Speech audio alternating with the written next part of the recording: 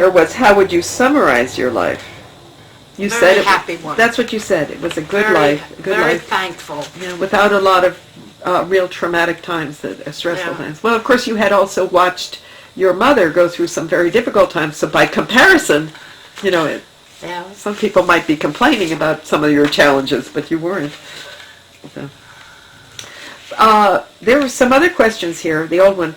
How did your family celebrate Christmas when you were a child? Did you have a typical Swedish Christmas? We had a tree with live candles. Okay. I remember yeah, that. Like the German, yeah.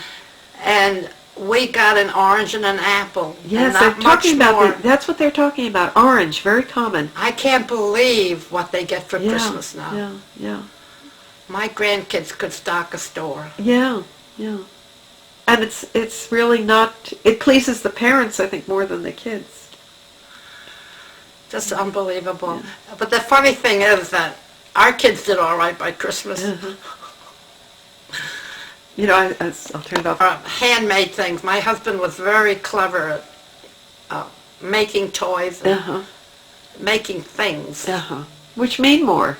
Yeah. Yeah, yeah. And we'd stay up half a night putting something together. Yes. I remember the train set, the bicycles. Right. Yeah. Yeah. And the turkeys came late.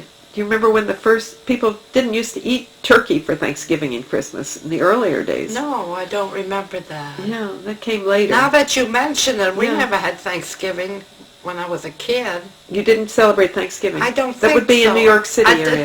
It isn't in my head. Okay. That doesn't mean anything. Well, That maybe, challenges me. I've had a very good life. No traumatic incidents. My girls have all been healthy and not a lot of hospitalizations. I can't think of the girls being in the hospital at all when they were kids. They'd get cut, bruised, cut their fingers with a jackknife or a hatchet. Things like that. No. Those were just some of the questions. What was the most fun? What was your greatest challenge? Let's see. I think it's a challenge when you go to college from a small town and you don't know anybody. That's a challenge. I remember that. And when I went to big campouts and didn't know anybody, but I always enjoyed them. Yeah. Takes a little while.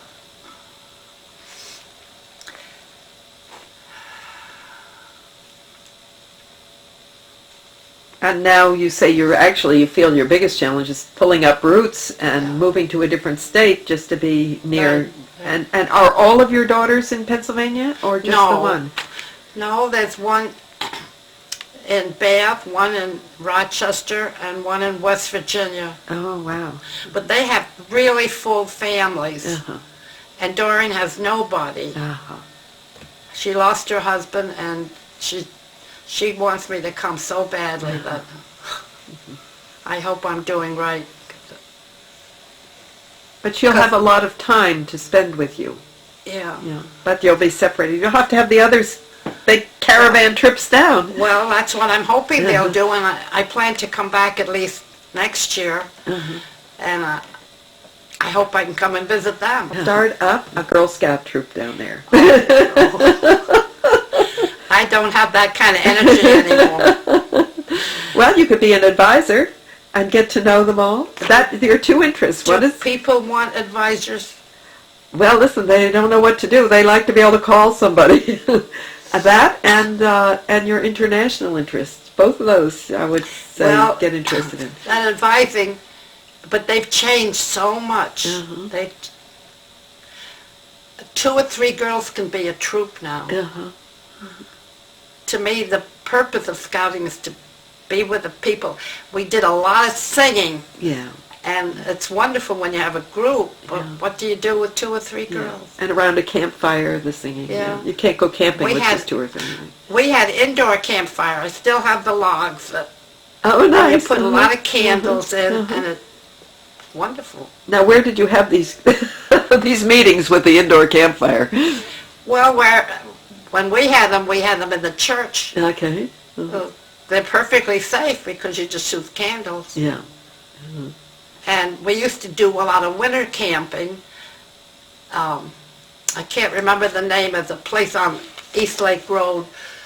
It used to be a real big building, and they took in roomers and boarders in the summertime. Well, they let us use that place in the wintertime. So we'd go on winter hikes. We had such good times. We took in a girl that was mentally deficient. She didn't even know how to skip. Oh dear. And the girls would take turns bringing them to their homes, bringing her to their homes on a weekend. And then on these winter campouts, we would have more fun. I didn't think the girls would like it, doing Ring Around a Rosie and things like that, but they just loved it. One campout, everybody had to bring a stuffed animal.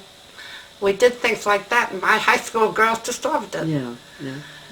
So now how did I get onto that?